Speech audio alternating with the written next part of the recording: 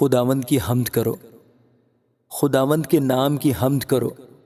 اے خداوند کے بندو، اس کی حمد کرو۔ تم جو خداوند کے گھر میں ہمارے خدا کے گھر کی بارگاہوں میں کھڑے رہتے ہو، خداوند کی حمد کرو، کیونکہ خداوند بھلا ہے۔ اس کے نام کی مدح سرائی کرو کہ یہ دل پسند ہے، کیونکہ خداوند نے یعقوب کو اپنے لیے اور اسرائیل کو اپنی خاص ملکیت کے لیے چن لیا ہے۔ اس لیے کہ میں جانتا ہوں کہ خداوند بزرگ ہے اور ہمارا رب سب معبودوں سے بالا تر ہے۔ آسمان اور زمین میں، سمندر اور گہراؤں میں خداوند نے جو کچھ چاہا وہی کیا۔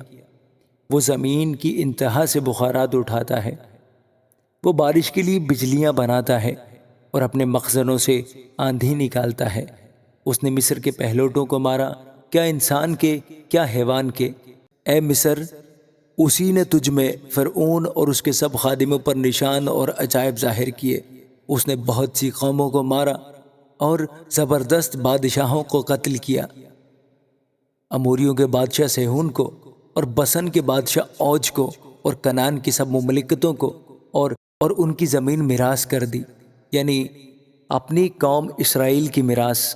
اے خداوند، تیرا نام ابدی ہے اور تیری یادگار اے خداوند پشت در پشت قائم ہے، کیونکہ خداوند اپنی قوم کی عدالت کرے گا اور اپنے بندوں پر ترس کھائے گا۔